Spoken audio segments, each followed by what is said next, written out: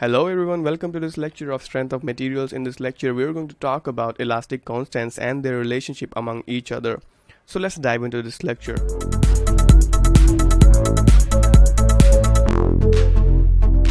Our first elastic constant is Poisson's ratio. Poisson's ratio is the ratio of lateral strain divided by the longitudinal strain. If you don't know lateral strain and longitudinal strain, then I'm going to tell you right now. Suppose we are having a prismatic bar of length L. If you don't know about prismatic bar is the bar having a constant cross section throughout its length. For example, अगर ये एक circular prismatic bar है तो इसका अगर diameter यहाँ पे 5 mm है तो इसका diameter through out length 5 millimetre रहेगा, ना वो कहीं पे 6 मिलीमीटर होगा ना वो कहीं पे 7 मिलीमीटर होगा. तो यहाँ से लेके यहाँ तक जो इसका डायमीटर होगा वो हमेशा होगा 5 मिलीमीटर और ये कभी भी चेंज नहीं होगा, तभी इसको कहेंगे हम प्रिज्मेटिक बार. सेम अप्लाई होता है रेक्टेंगुलर प्रिज्मेटिक बार के लिए, उसकी डेप्थ और विड्थ हमेशा सेम रहेगी through out its length. So first let's talk about longitudinal strain. Longitudinal strain is the change in the dimension in the direction of applied load. मतलब मैंने अगर इसकी एक्सिस पे कोई टेंसाइल फोर्स लगाई तो जो इसी डायरेक्शन में चेंजेस होंगे उसको कहूँगा मैं longitudinal strain. Alright, so delta L divide by L is equal to the longitudinal strain. Now let's talk about lateral strain. So lateral strain, अगर मैं by definition इसकी बात करूँ, the strain at right angles to the direction of applied load is known as lateral strain. मतलब वो strain जो produce होता है at right angles to the direction of applied load. मतलब longitudinal strain में तो यहाँ पे increase हो रहा था कि हमने इस direction में load apply किया तो इसी direction में जो है length का change हो रहा है, लेकिन अब इस लोड के अप्लाई होने से जो इसकी परपेंडिकुलर डायरेक्शंस हैं उनमें चेंजेस आ रहे हैं तो उसको कहेंगे हम लेटरल स्ट्रेन. तो हम ड्रॉ करते हैं एक रेक्टेंगुलर प्रिज्मेटिक बार और देखते हैं कैसे उसमें लिटरल स्ट्रेन प्रोड्यूस होते हैं. देखो, इसका सबसे अच्छा फंडा यही है, अगर मैं इसको वॉल्यूम के साथ रिलेट करूं तो अगर इस बार की कोई भी एक डायमेंशन इंक्रीज होती है तो some other dimension has to be decrease to maintain the volume. तो मैंने जब इस बार में एक्चुअली टेंसाइल फोर्स अप्लाई किया और उसकी वजह से जो इसकी विड्थ और इसकी डेप्थ में चेंजेस आए तो मैं उनको कहूँगा लेटरल स्ट्रेन, बिकॉज ये हैं perpendicular to the direction of applied load. So lateral strain in this case will be delta B divided by B, that is change in width divided by the original width, and the change in depth divided by the original depth, that is delta D divided by D. I hope कि आपको समझ आ गया होगा. लेकिन अब यहाँ पे सबसे बड़ी बात है कि अब मैं तो टेंसाइल फोर्स अप्लाई कर रहा हूँ, लेकिन जो उसकी अदर परपेंडिकुलर डायमेंशंस हैं उसमें कंप्रेसिव फोर्सेस प्रोड्यूस हो रहे हैं. सो जो लेटरल स्ट्रेन है वो कुछ इस तरह से लिखा जाएगा. Lateral strain will be equal to negative Poisson's ratio into longitudinal strain, because lateral strain is opposite to sign to longitudinal strain, hence algebraically it is written like this.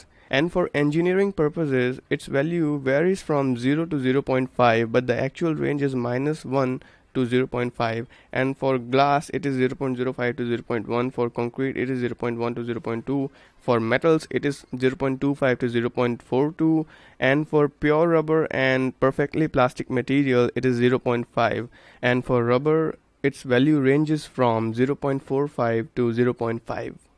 Our next elastic constant is modulus of rigidity, also known as shear modulus, and it is denoted by C or G or N. I have seen C or G.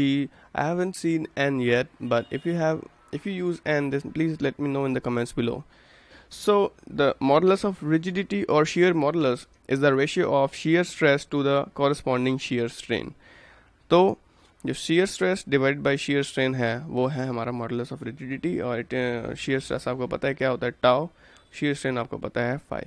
So modulus of rigidity is equal to shear stress divided by the shear strain, tau divided by phi. Alright, so now let's talk about bulk modulus. तो bulk modulus क्या है? Bulk modulus is the ratio of direct stress to the volumetric strain. अब यहाँ से देख के कुछ भी समझ नहीं आता कि डायरेक्ट स्ट्रेस कौन से हैं और वॉल्यूमेट्रिक स्ट्रेन कहाँ से हैं, ये कैसे आए. ठीक है, तो इसकी एक्सप्लेनेशन के लिए मैं लेता हूँ एक क्यूबिकल बॉडी जिस पे म्यूचुअल परपेंडिकुलर लाइक और इक्वल डायरेक्ट स्ट्रेसेस लग रहे हैं. तो मतलब जितनी भी इसकी 6 साइड्स हैं, इन 6 साइड्स पे सेम टेंसाइल स्ट्रेस लग रहा है सिग्मा इंटेंसिटी का. अब इन स्ट्रेसेस की वजह से जो इसकी वॉल्यूम में चेंजेस आ रहे हैं उनके रेशियो को कहेंगे हम bulk modulus. So the ratio of direct stress to the volumetric strain is known as bulk modulus. So when a body is subjected to mutually perpendicular like and equal direct stresses, the ratio of direct stress to the corresponding volumetric strain is found to be constant for a given material when the deformation is within certain limit, and this is known as bulk modulus, and it is usually denoted by K.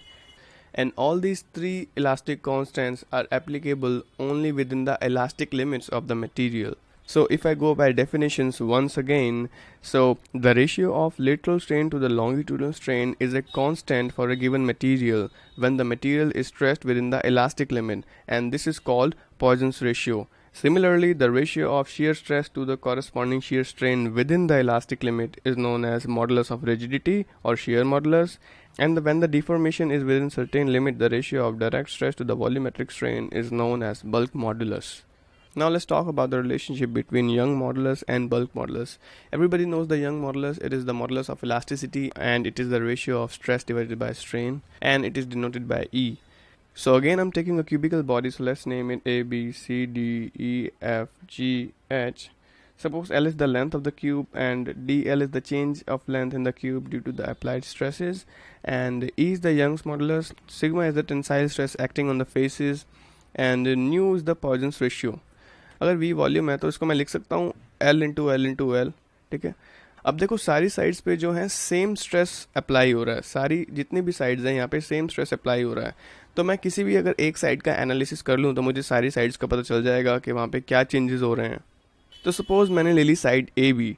अब A B में जो strains produce हो रहे हैं बाकी faces की वजह से, अब उनको एनालाइज करते हैं. तो ए बी में जो सबसे पहले स्ट्रेन प्रोड्यूस हो रहा है वो हो रहा है साइड ए ई एच डी और बी एफ जी सी, मतलब ये वाली साइड्स की वजह से. अब यहाँ पे क्या है, जो स्ट्रेन है वो टेंसाइल नेचर का है, तो इसको लिख सकता हूँ मैं sigma divided by E, the stress divide by Young's modulus. Similarly अब एक साइड से अगर टेंसाइल स्ट्रेन प्रोड्यूस हो रहा है तो बाकी दो साइड्स में ऑटोमेटिकली लेटरल स्ट्रेन प्रोड्यूस होने चाहिए. हमने अभी अभी पढ़ा था इस लेक्चर की स्टार्टिंग में. So strain of A B due to stresses on the face A E F B and D H G C. अब ये क्या है, ये जो स्ट्रेसेस होंगे वो कंप्रेसिव लेटरल स्ट्रेन्स होंगे, और कंप्रेसिव लेटरल स्ट्रेन को मैंने बताया था कैसे लिखते हैं, negative nu sigma divided by E. Similarly जो फेस हैं ए बी सी डी और ई एफ जी एच वो भी सेम रोल प्ले करेंगे और उनमें भी कंप्रेसिव लेटरल स्ट्रेन प्रोड्यूस होंगे और वो इक्वल होंगे negative nu sigma divided by E. तो सपोज करो जो ए बी के अंदर टोटल स्ट्रेन प्रोड्यूस हुआ वो हुआ डी एल अपॉन एल, ठीक है. और जो बाकी की साइड से हुआ वो क्या हुआ, sigma upon E minus nu sigma upon E minus nu sigma upon ई. ये हुआ टोटल स्ट्रेन बाकी की साइड्स की वजह से, ठीक है. तो मैं लिख सकता हूँ D L upon L is equal to sigma upon E minus nu sigma upon E minus nu sigma upon E, which will give me sigma upon E bracket 1 minus 2 nu. Alright, अब हमें पता है जो cube की volume है वो है we, इसको मैं लिख सकता हूँ L cube, and D L is the change in length and D V is the change in volume. So let's differentiate with respect to L. So ये आएगा D V will be equal to 3l square into dl. Alright, now dividing this above equation with this equation, we will get dv upon v will be equal to 3l square dl divided by l cube. On dividing l square with l cube, we will get 3dl divided by l.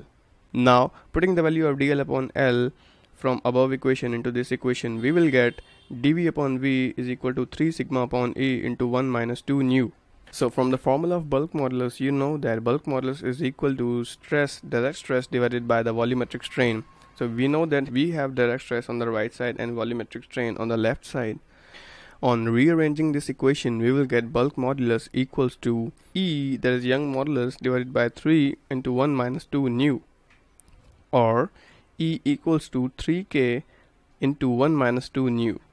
And from here we can also get Poisson's ratio, which will be equal to nu equals to 3k minus e divided by 6k.